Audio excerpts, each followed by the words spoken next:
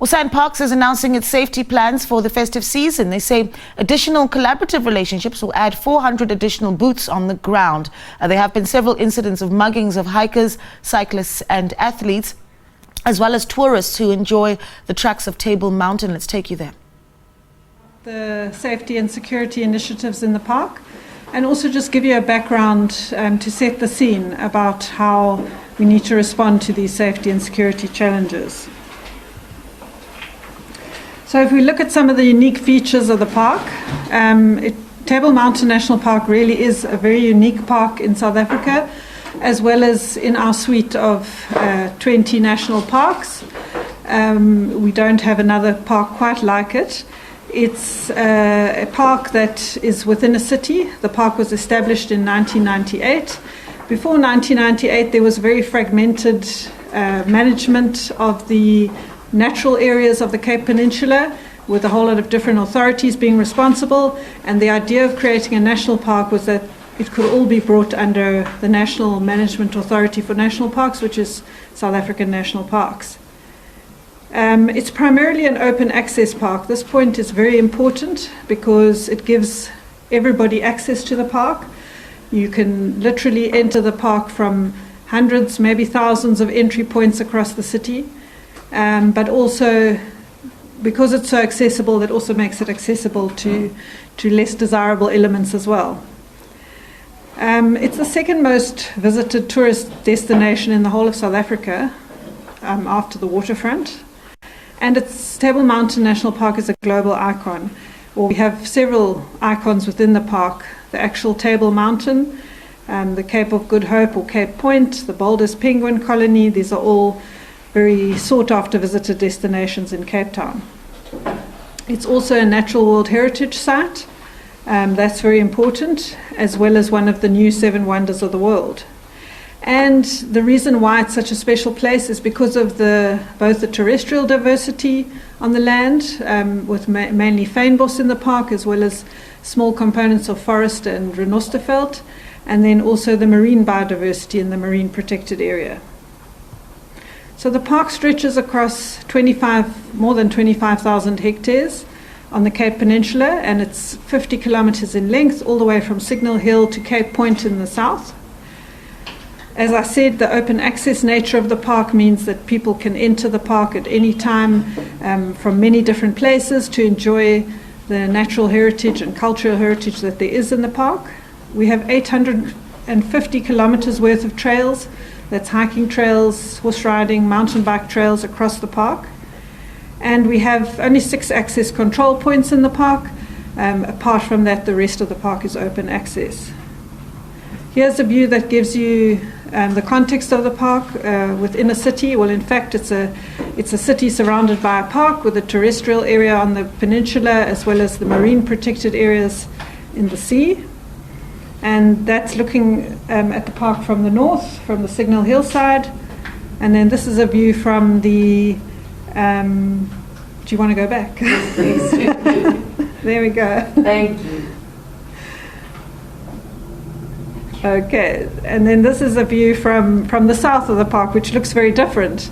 Much more remote and wilderness type of area. But in fact, we get, this is the Cape Point side, and we get over 1 million visitors a year coming through that one gate. So we do get a lot of visitors in the park. In fact, we don't have an accurate number because of the park being open access, but we know that at our control points, Cape Point, we get over 1 million visitors. The Cableway gets over 1 million visitors a year.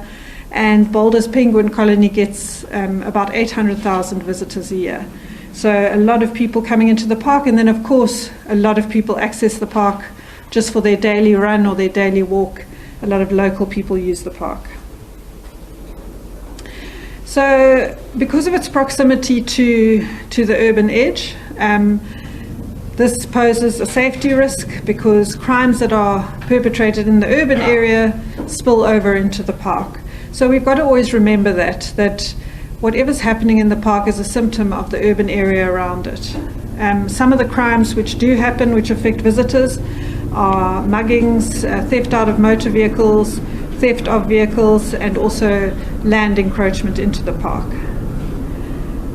There's easy access to the park, but there's also many escape routes that work to the advantage of criminals that are trying to take advantage of the visitors and the park users.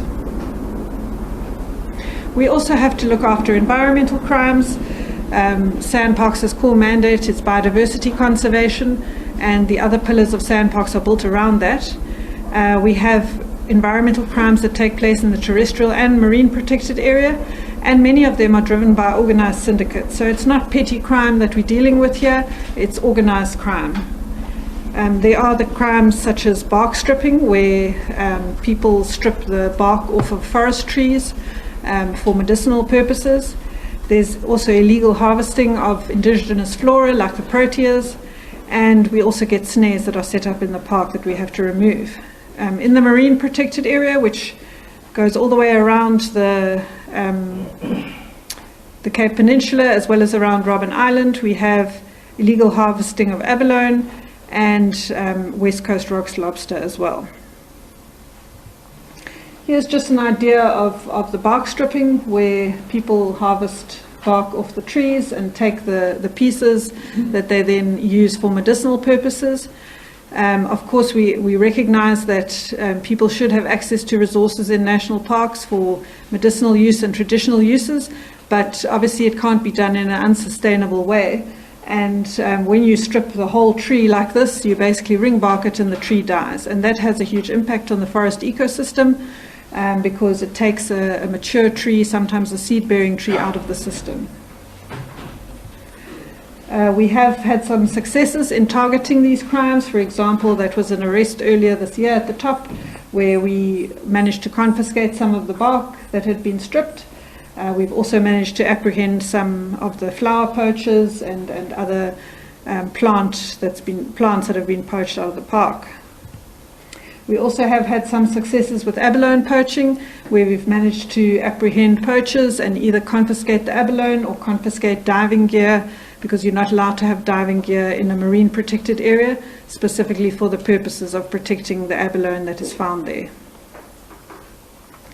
Just a little bit more information about the Sea, Air and Mountain team that you've been witnessing up there on the helipad, where they did a demonstration for you. They were set up in December 2021 to provide intelligence-driven operations to combat both environmental crime as well as social crimes in the park. The vision is to implement agile strategies to reduce the threats that we have to the park across the land and the seascape. The unit has an operations room, which some of you have just seen, that forms our information or intelligence hub, and then provides information to the Special Operations Unit. We have 6 multi-purpose dogs that are used for detection, apprehension and tracking. You saw the detection and you saw the apprehension today. The tracking is where they track a suspect that has committed a crime to try and apprehend them. There were a lot of private donors that were involved with setting up this unit, and then they have conducted a lot of, or they have been given military training and special equipment to enable them to do their work. The operations room started off quite small in 2021, but has progressed over time, and we are in the process of developing an even bigger and more sophisticated operations room. There are 15 team members in the SEAM team at the moment, although we have plans to expand that. There are 6 canines. We've got data capturers and analysts that work in the operations room to process all the information and use them to drive operations. We have skippers. They also have specialized gear like night vision goggles, thermal vision, etc., to enable them to enhance their operations.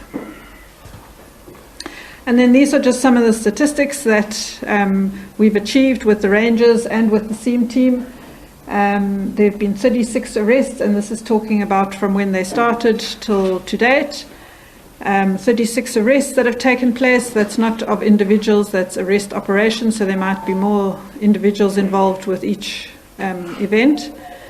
21 of those have been in the marine, and 10 have been visitor safety type of arrests, and then 5 on the terrestrial side.